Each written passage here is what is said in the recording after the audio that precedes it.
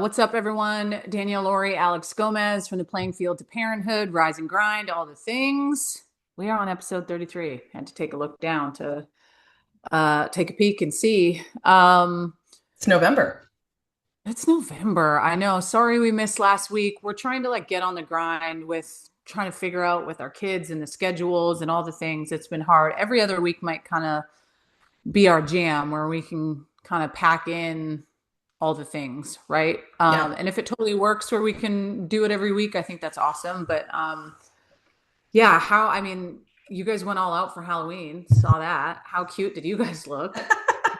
It was so funny because you go through these when I think of what I want us to do each year, I do try and think, okay, if I can't do it this year, they're going to be too big to do it next year, or what are their Yeah. personalities fit so well right now. So we did Star Wars a couple years back, and Charlie was Baby Yoda, and it was you can't do Cute. that for forever because I had her in the little baby cradle thing, and then she was Yeah. Dobby another year for Harry Potter, and it's you can only do that for so long because she's so cute and little. And this year it was very much based off of Jack Sparrow is TJ's spirit animal. So we I really wanted to capture that before he grows out of it and becomes he loses his baby fat cheeks, and just Yeah. his personality totally lines up with it. The pose he did was all him. He was running around like a crazy person and couldn't get all the eyeliner off before the football game the next morning.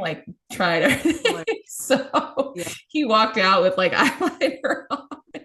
And I feel running off and on the field, he was still doing a little bit of the Jack Yeah. Sparrow hands. And it's just there's little stuff like that that's just it's adorable and it's fun. And Mike is a good sport about it.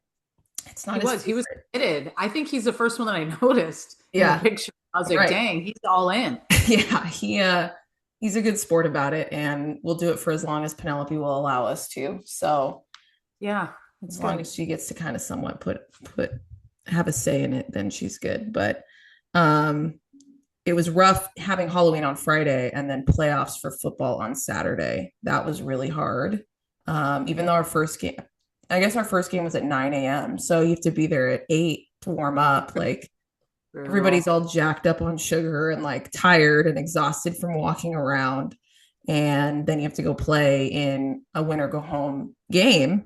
Uh-huh. And TJ's team, it started raining. We were on a lightning delay and it was cold. And that's not fun in football. It's cool to watch, but it's not fun for them. They're freezing. They're 7. They don't want to be out there. And they lost. And then Dom's team played really well. Went toe to toe with the number one team and went into overtime and lost in overtime. It was a heartbreaker. But they're the Seahawks, of course. Yeah. So, it was a Mm. little bit, it was a little bitter. But luckily that night, someone came back and won game 7. So I guess it wasn't too bad. I know. What a day. I legit, so Andrew and Maddie went out to dinner after we played a game that night. And then I had a high rock sim Sunday morning. So I was it was late. I was I'm going to go back. And I was watching the Blue Jays game and I had it on in the car.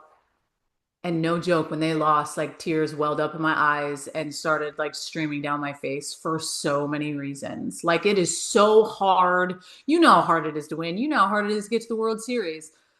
Then to be a part of that and do that and frick, in my opinion, they were the better team.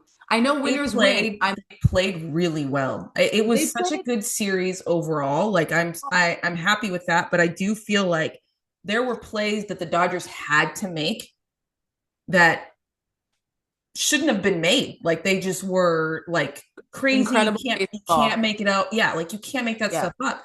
And hats off to them for doing that, but that wasn't normal. I don't feel that was not those were not normal plays. Those were not like scenarios that come up often. That was a once in a lifetime matchup. And the Yeah. way it went down was just insane. So my head goes to the closer Yeah. because I know the role and the pressure that comes with that. And I knew the pressure in the Olympics coming in the fifth inning and knowing that we had 7 outs that I had to get. And if I wasn't able to get those outs, the game was going to be lost on my watch personally, like a run being given up from me. Mm-hmm. There is a different level going into a game knowing that I have 3 outs that I need to get to seal the deal for the first time since what, 1993. And then he throws an absolute fatty. And that is heartbreaking. And that shit doesn't leave your dome. They were Mm-mm. 2 outs away from winning. Yeah. I put a different pressure on pitchers in those moments, unfortunately, but they gave up 3 solo shots in the ninth, or was it the eighth, the ninth, and the 10th, or the ninth, the 10th, and the 11th? You I think it can't was give 8, up 9, like, 10. Yeah. Yeah. and then you give one up to Rojas.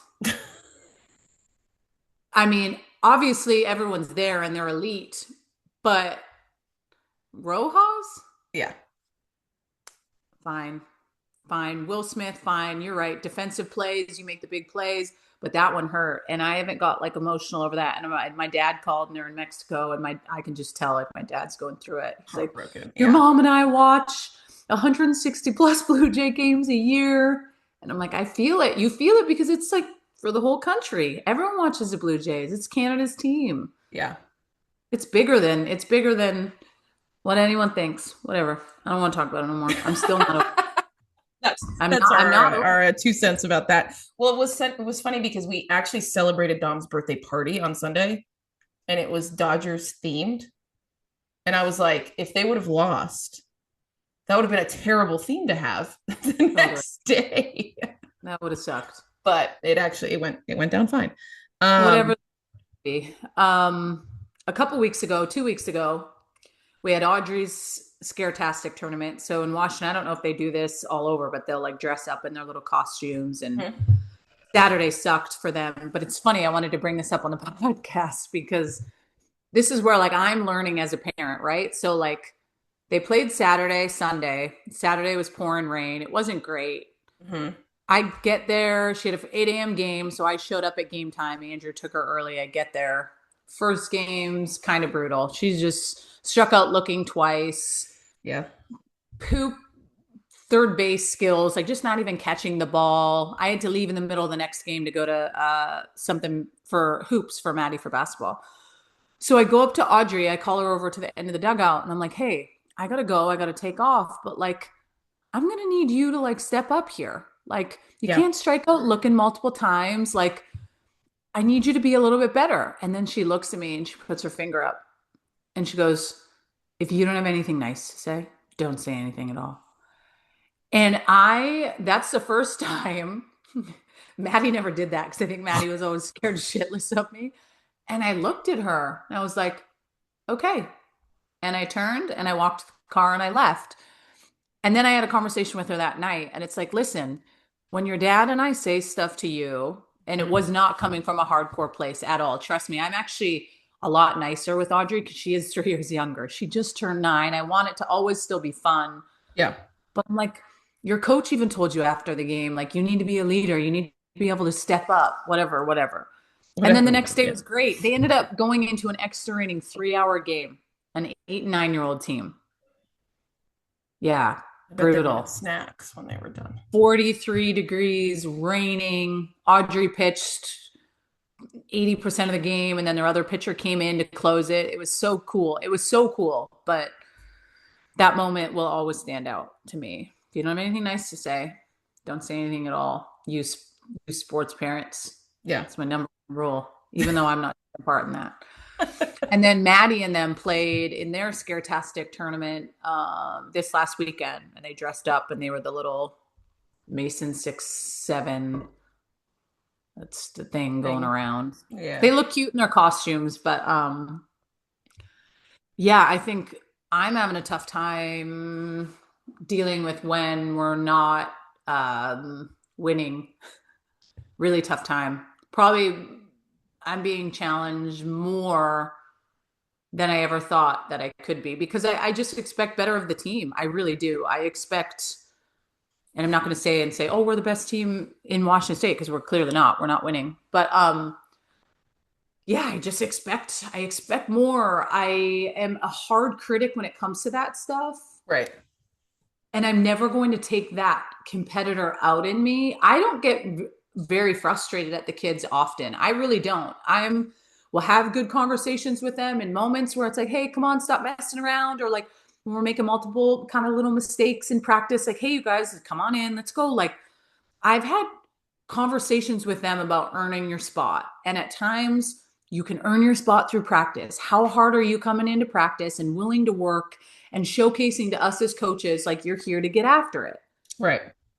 But I definitely had a moment after the last game. And I had to take a second in the game to walk to like all the way to the following 300-foot fence to like take a second. And I understand that not everyone has that same mentality. And I'm learning, I think, how to deal with it. But like adjustments, little things, softball IQ, all of those pieces are things that like you have to learn sooner than later, right? You can't learn it at 16U, 18U. You need to start to understand the game on a different level. And little mistakes end up being big mistakes that can hurt you, right? Right. So I don't know. I don't ever want to take that out because I'm not saying that winning is the end all be all. I mean, winners win. But it is the goal. But it's the goal. And if you put in the work individually with where everyone is at, and then you put the work in as a team, Yeah. the expectation. So we won one tournament out of this whole fall and lost every other tournament. And so to me, I'm like, okay, what are we needing to do better as coaches? Because I will always look at where we're at first. Right. But I do think that there is this attention to detail. Every kid, my kid included, for all athletes out there, the work that you put in outside of what's expected are the, moments you reflect on when shit Yeah. hits the fan, when there's pressure, when you feel it. And I think at times our team may feel more pressure simply because we have more athletes. They're fighting for spots. They feel like when they mess up, there's this sense of like, well, that's my shot. But that's sport, man. Yeah. I don't think pressure is a bad thing. Well, and it's hard too when you go through this like I almost go through like a checklist, I feel like, of like, okay, is the issue right now something that is out of our control? Right. So like even I try not to come up with excuses, but at the same time I'm trying to be realistic because like you and I have a different expectation of excuses, right? Whereas like when you put yourself in a 7-year-old and it's freezing cold outside and they aren't mentally prepared to get past the weather or the refs making bad calls, like those are things out of our control. And Yeah. when it comes to like just what they're capable of, when that's the issue and they're not hitting those expectations, it's so much harder that way. It sucks when it's the umpires and they're making bad calls, or it's the weather and you can't feel your fingers. It's terrible. But when it's your own shortcomings, like when you're selling yourself short, that is almost harder to deal with, in my opinion, because you're the one stripping it from yourself. Like you're the one keeping yourself from being successful. Well, there's a difference between a 7-year-old and an 11 and a 12-year-old. Mm-hmm. Like Mm-hmm. that to me, I'm a lot kinder when it comes to things with Audrey than I am with Maddie because Yeah. Maddie knows there's things that like I need to do to get better. And when I mess up, like there was a point where she makes just a brutal error. And like I don't call her out in the moment, but the team comes in and I look at her and I'm like, bro, you got to charge the ball. Like, and she internalizes it more from the mom than from the coach. Right. But I mean, that, and I look at her and I'm like, if you were pitching, you understand like how hard that is. But the error that you made in that moment, that run ended up scoring. That's how the game works. Lead off walks, brutal little mistakes, defensive things. And I'm not saying it's not going to happen, but I'm saying like, unless it was an absolute hot shot up the middle where she laid out and missed it, it's a ball that was coming right to you. You waited on your heels, it ate you up. And that's not how that shouldn't happen. You're better than that. And I think that that's okay to say to these athletes. At 11 and 12 years old, you kind of make that shift between the ones that choose to not play anymore, Mm-hmm. the ones that can take the heat, and the ones that aren't willing to understand the game at a different level.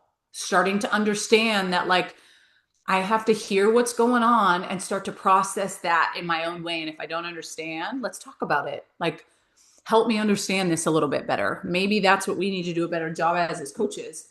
Um, and now the work begins. We have one more tournament where we're traveling to California. And then besides that, like the winter work, the dark months, the a lot of time on your own and team practice. And I don't know, we were never really allowed to get away with shit. Number one, in our upbringing with stuff, we always had to work really hard. But even at Washington, like when I threw bullpens and did stuff, like we had to work really hard. Yeah. Could tell, like when you weren't putting in the work. And we had a team that like called your ass out when you didn't do what you needed to do. And I think that that is something that I put on some of these athletes on Maddie's team. And I say this to Maddie, like, hey, if you guys see stuff, like feel free to have those conversations with your teammates. And if you're not Hmm. doing what you need to do, expect someone to be able to say something to you and hold you accountable because that's the only way you get better. It sucks when your teammate tells you you're not doing what you need to do. Yeah. Feels different, doesn't it? And she goes, yeah, it does. And I'm like, well, then be that example and be that leader. Start to get the group going. Like, yeah, we're still trying to figure that out. The I'm struggle is real. Like it's not, it's such a different perspective for us as athletes understanding like what is possible and then seeing them struggle in ways that like I can't always help you. Like I can help you to an extent, but there is going to be a point in time where like it's on you to perform. It's on you to then step up and do it.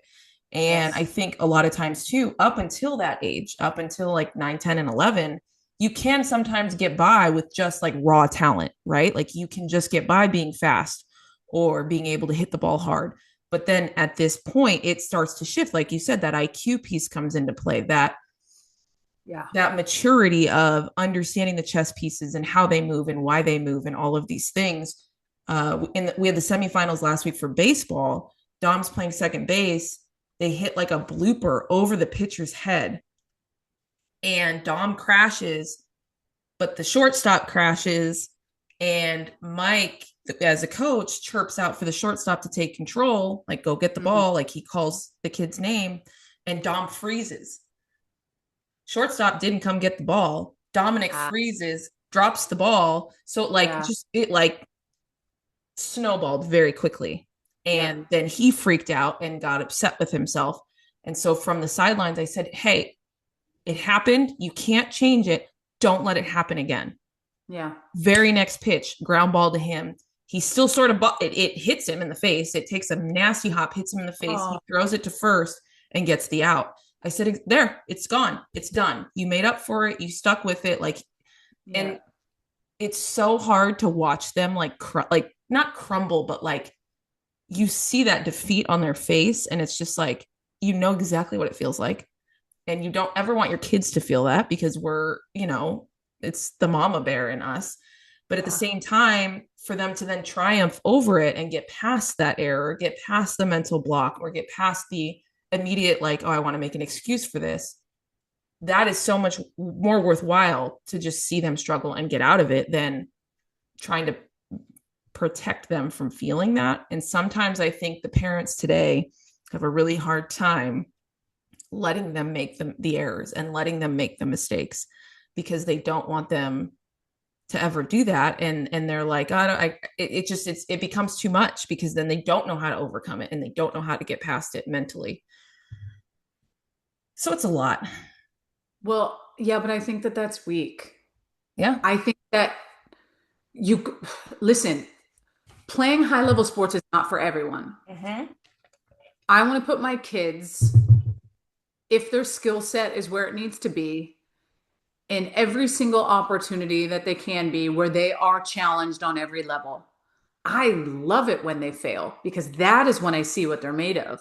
Mm-hmm. There's not anything, trust me, do I hate that my kid made an error at second? Yeah, but she felt some shit in that moment. Yeah. I dig that when she's out there pitching, when Yeah. all of our pitchers are out there pitching and they're going through it. And like, I am a believer in like, are we learning in the moment, like you said, and being able to get over that hump and learn from it? I won't make excuses for my own kid ever. I will make it, and that is not, oh my God, I'm so hard on Maddie. I'm so hard on Audrey. We work really hard. I expect them in moments to be able to make the routine plays. I expect them to give their best ass effort to make the really hard plays. Right. I expect them to understand how to step into the box with that I'm going to kill you mentality. I will Mm-hmm. not get beat more than one time.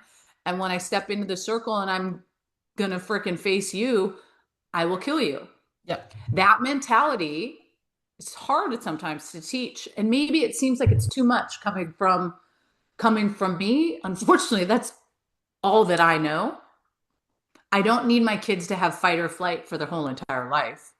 But I do think allowing them to cross the lines and have the mentality of like, uh, I mean, I want to win all the time. I want to win. I don't want to be disrespectful to my teammates. I don't need to show people up. I don't need to disrespect the game, but I'll be damned when my opportunity is there that I will not rise to the occasion. Mm-hmm. But being able to get there, Maddie has been held accountable more times in our family at discussions at the table where we're not getting freaking mad at her, but like we still talked about that mistake at dinner last night. Like, man, I need you to be better defensively, right? Like, Mm-hmm. balls go in play. You have to be a leader. And when you make mistakes, what do I need you to do? And she said, I did what you told me to do. I went up, I looked at Cam, I told her, hey, I got you. That's my bad. Roll me another ground ball. Boom. Those are things where she's heard me continuously say to people when they mess up in big This is what moments, you do. Yeah. take accountability because you will mess up. How you respond, do you take that into your next at bat? Are we Mm-hmm. paying attention on defense? Are we paying attention on the base pass? Are Right. we paying attention when someone's had 8 pitches foul balled off you as a pitcher? Okay, what do I need to do in the moment? I think it's so heavy. And I'm not going to be like, oh, well, they're 12, they're 11. No, shit is cutthroat out there in this Mm-hmm. sport. And it may not be cutthroat in Washington State, but it is cutthroat everywhere else. You Yeah. can play year round in California, Texas, Arizona, Florida, bro, Alabama, the Thunderbolts. Like these athletes are different. And it starts with your mentality, it starts with accountability. All of those things to me are things that I try to instill as much as I can in my kids by making it fun yet challenging. Do I Yeah. tell them they're doing great when they're doing great? Hell yeah, I do. Do I ever You say have to to balance it. Yeah. you, I balance it. And I never make Maddie feel like she is above anyone else because there's someone always on your ass. You know what I mean? I think Yeah. at times you can see with the whole youth sports parent across the board, it's like sometimes the excuses for kids are there to make them feel like, oh, it's okay. No, it's not okay. We got to work harder. Mm-hmm. It's totally okay that you made that mistake. Let's learn from that. Maddie, let's learn from that. Audrey, let's learn from that and give them the tools to understand how to do it. But when we can't take accountability and understand, I needed to be better. Like at first, Maddie came in, she goes, well, sometimes I'm going to make errors. I'm like, yeah, I get it. But like that run scored and that was a big deal. Like, so I get that you're going to make errors, but that's not the first thing I need you to say to me. I need you to I be like, still man, tell me, yeah, I hey, don't need that to be that's that my bad. that becomes an excuse. Yeah. Yeah. That's and excuses are not how the game works. You're either going to win or you're Excuses going are to for lose. losers. That's on Yep, our, I told you our wall. I still need to send you a picture of that. It's one of our things on our wall. Excuses are for losers. they are.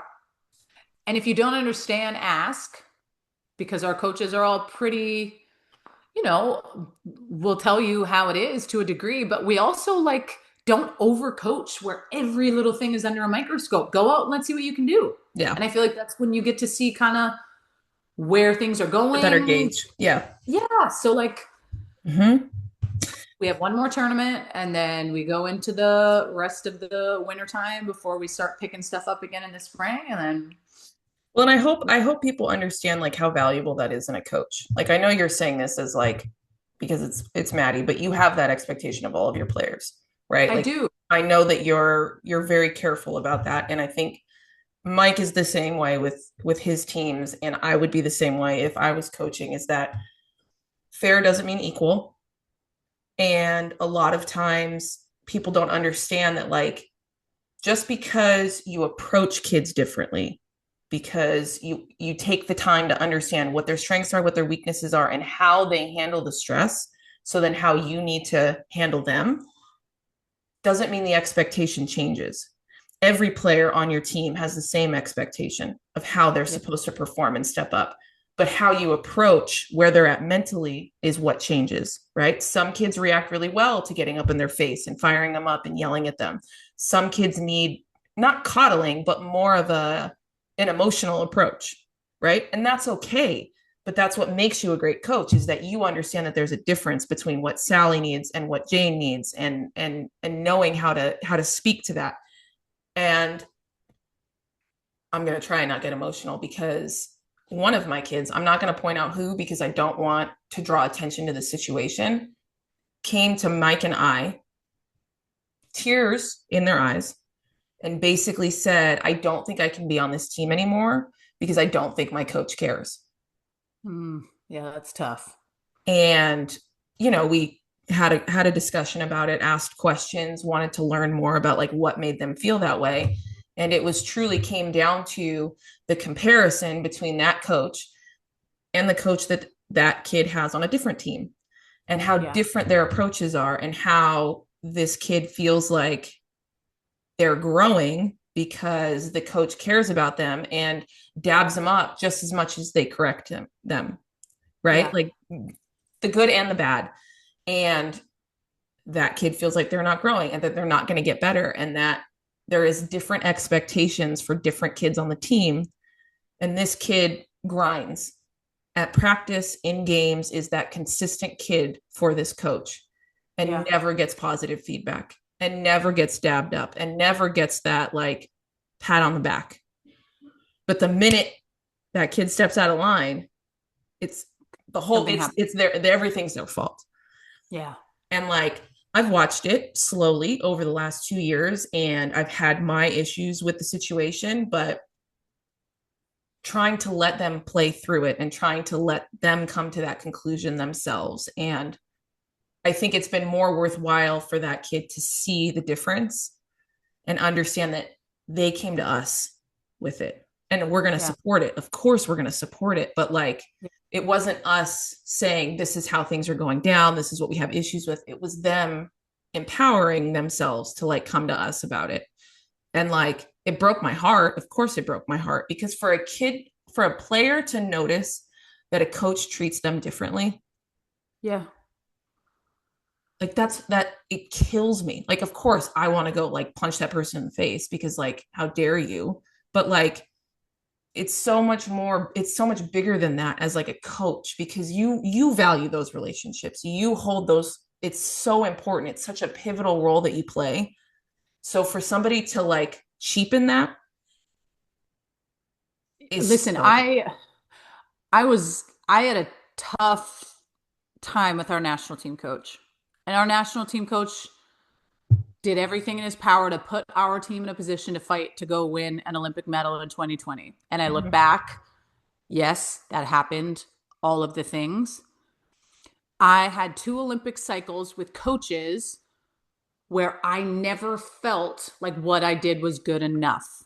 Mhm. Whether that was a tactic that they used to make me play better, I do know, looking back, that that shit did hurt. The 2008 year really hurt because I was 20 years old going through it and freshly 21 prior to the Olympics kicking off, Mhm. not understanding me being 6, 7, 8 years younger than everyone else, trying to navigate the emotions of that. It's really hard. And then I'd have my dad like, bro, just go do what you got to do. Just get through it. Just be a bulldog. That helped me.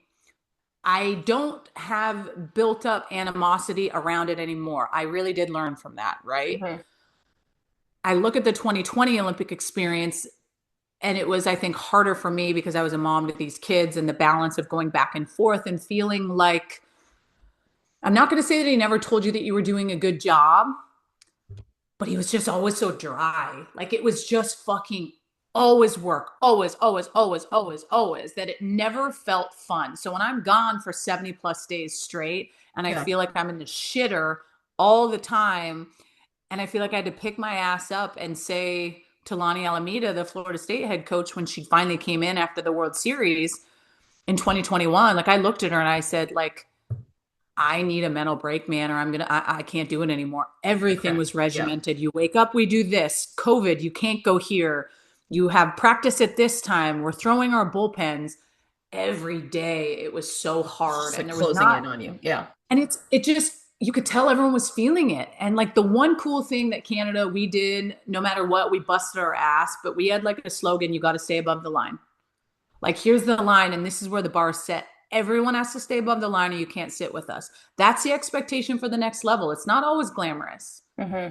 And that was a hard pill to swallow. And I think when I felt the mental, I am so effed right now that I don't even want to go to the Olympics in 2021 because I felt so, I called a team meeting and told everyone and like had tears in my eyes, like, bro, I got to go home. And I didn't end up having to go home. But what I did learn was that being able to talk about it and realizing that 4 to 5 other women on the team were feeling the exact same way. No one knew how to speak about it because it felt like everything needed Like to you be brushed couldn't. under the rug. Right. Yeah. And that gave everyone an opportunity to regroup, take some time off from the grind, staying in these Southern Illinois Yeah. freaking dorms in the middle of the summer in cicada season. Like, so I know a tough ass coach that didn't really give you at times everything that you needed. And what I've learned is there's not a whole lot you can do, Alex. Yeah. Like, I can go up to him and be like, hey, Mark, I need this, this, this, this. That's not going to work. No. I have to trust in my teammates, and it's totally different at a younger age. It's really different when you're 7, 8, 9. I'll even put it in the 10 category. But once you start getting in the 12s and it starts to get a little bit more, I think that as athletes, you need to be able to learn how to deal with feedback and how it's coming and presented to you. Because No matter what. Yeah. no matter what, and I will say, in all the times that I've ever coached, I will never give this kid way more favoritism than this kid. That's why in the meeting on Sunday with our team, I got very frustrated. And I can't just get frustrated at this kid because this kid is my own kid. Every kid deserves to know in a moment where I need to be better, or as a team, we need to be better. You need to hear the message. And I do know the one thing that I said was like, listen, I'm driving an hour 20 Tuesdays and Fridays to get to practice one way. An hour 20. Like, so if I'm going to be driving and I'm going to be here, like, I need you athletes to understand the effort that needs to put forward in practice and how you're Yeah. going to get better. Or Yeah. like, I don't need to come. And I said, like, yeah, do I want my kid to get the best experience? Hell yeah, I do. But I care about everyone understanding how to get better. That to me is more important than just my kid. Mm-hmm. Because you can't win on a team with just one athlete. You are only as good as your weakest link. That was Yep. our mentality with Canada. We are only as good as our weakest link. So, Mm-hmm. how do we get them going? How do we get them better? How do we get them positive mindset? That's how it works. But accountability is accountability. If it doesn't feel right, or if we aren't able to understand adjustments, we got to figure out how to be better as athletes. Because it's never like I'm just shitting on you. Here's the line. When things need to be said, that was the first time, besides one other time, where I really, really got frustrated at the group. Every other time I haven't. I just kind of let it ride. I'll say my piece. Maybe we didn't make adjustments. I got frustrated. And if they couldn't hear that message from me and be like, damn, like I'm looking at them and I'm like, you guys, I hate losing. Like I feel that in my gut when I know that we're better and we should perform better and we're not doing what we need to do. If it's not concerning to you, that feeling of like, damn it, I don't want this to keep happening. Mm-hmm. That's a red flag. Yeah. Like those things are red flags. The conversations that like we're having with you, if it's not resonating that every single person on this team needs to do something better, my kid included, that's a red flag. Yeah.